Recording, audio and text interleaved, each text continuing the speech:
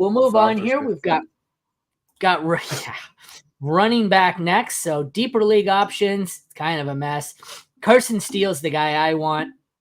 We're gonna have to talk deeper about that. Let me list off the options here: Ray Davis, Antonio Gibson, Braylon Allen, Justice Hill, Jeff Wilson Jr., Tyrone Tracy Jr., Samaje Perine. Medium leagues, we've got Alexander Madison, Chubbard, Rico Dowdle, Blake Corum, Ty Chandler, and the shallow options.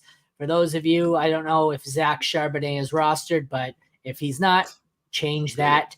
Tyjae Spears, who I still have hope for, Gus Edwards, and Zeke, who seem to be fading by the day. But Zach Charbonnet, I was just waiting. I was hoping that both the running backs last night wouldn't finish as top 12s. They did. They finished inside the top 12, which bumped Zach Charbonnet down to RB13 on the week, which is a shame because I had shit talk queued up because in last week's waiver wire, I put that if Walker doesn't play, Charbonnet should be added everywhere because he has RB1, like potential to be an RB1, so top 12. And don't think if he had not squeaked, someone called me out and said, "You're a fucking moron, blah, blah, blah." Oh, don't think if he finished as a top 12 RB, I wasn't fucking calling that receipt in right away. Oh, yeah. He finished as 13, so I had to keep my mouth shut. He just missed out on me getting to talk some shit. But so here, I guess the other options, Sleeper has, they got even worse. Kareem Hunt, Cam Akers, Deonta Foreman is an interesting one with that split there. Brian Robinson. How the hell is Brian Robinson available in any leagues? But anyways, running backs. What's your thoughts here? What running backs are you looking for? So I want guys who, if they step into a role similar to what we've seen Jordan Mason do or Charbonnet do, they could become these truly elite bell cows. Not exactly the same level of player, but give you like 80, 90%. So if you're looking at these rosters and somehow like a Braylon Allen's available, because you see how they use Breece Hall, like these are the guys I want to roster. If you can't get immediate production from one of these Chiefs running backs or whatever, they're not available, or you don't want to bid up on those guys. You want to get the elite high upside, like utility handcuffs, because if an injury happens, those guys become far more valuable than anybody you're picking up. And particularly if you're set on your roster, like you don't need production, don't target these Chiefs wide receiver, these running backs for any of those guys. Go for the truly elite handcuffs that if an injury happens, they'll jump into your lineup because that's league winning production. So it's all about roster dependent. And if you need production, go get those guys, go get Madison, go get Gibson and all of those players.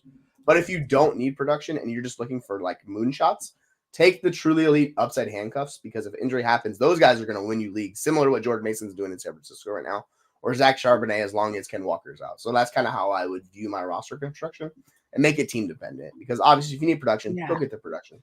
But if you don't, like I worry about Blake Corum even in the Rams offense now, just because that Rams offense is a disaster. So we'll see how that goes. But yeah, he's still a guy I'm targeting.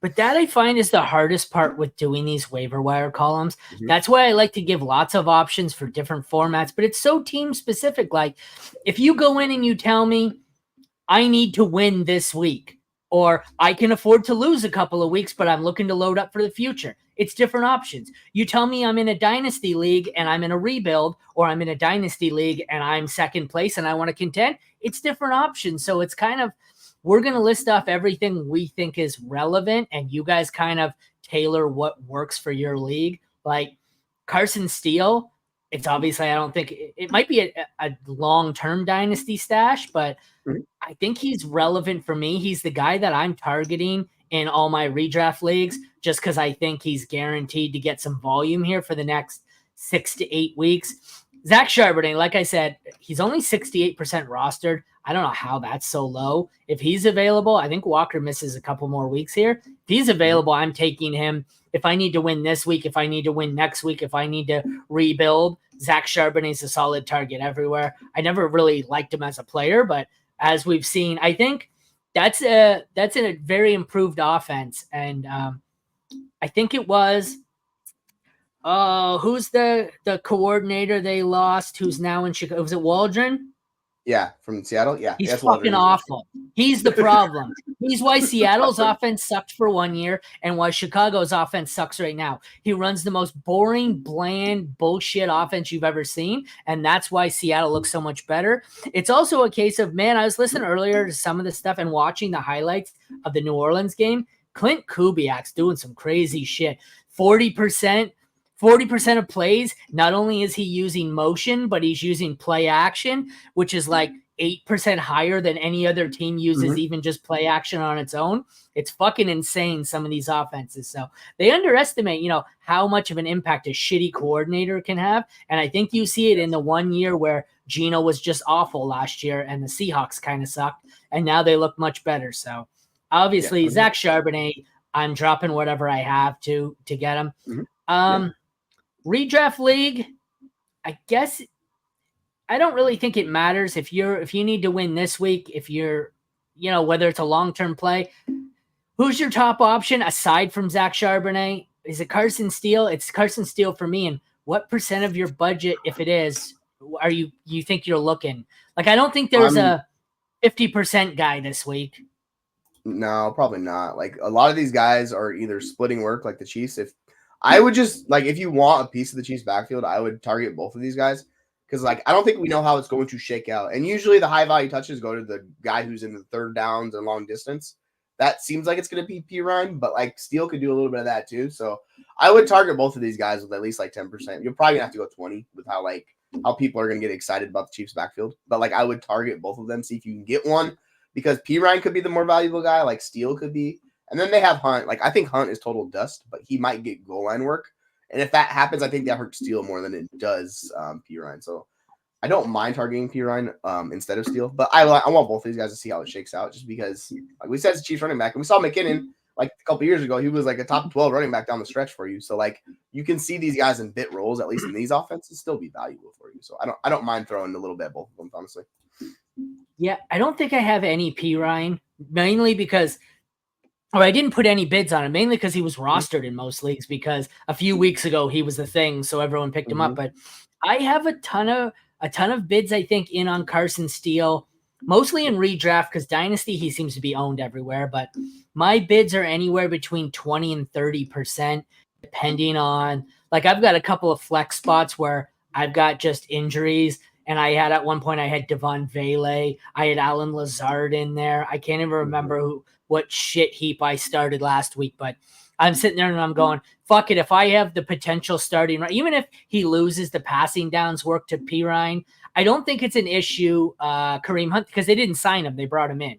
So yeah, they brought him in. I don't think that's an issue. But even if P. Ryan takes all the receiving work, I don't care. I'm picking up Carson Steele here.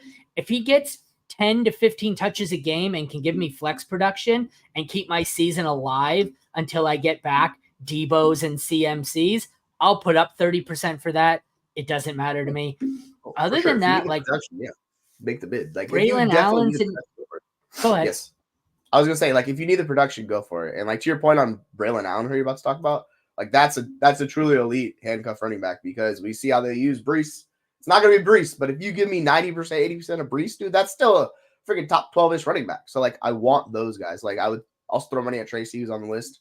He's another guy. Like, Singletary's getting a ton of work. Tracy's also a good receiver. You can do that. If you need short-term production, you can do Chuba Hubbard. Like, you can do these other guys. Even though they're worse offenses, they're going to get volume. That's the most important thing at running back, man. If they get volume, like, that's all that matters.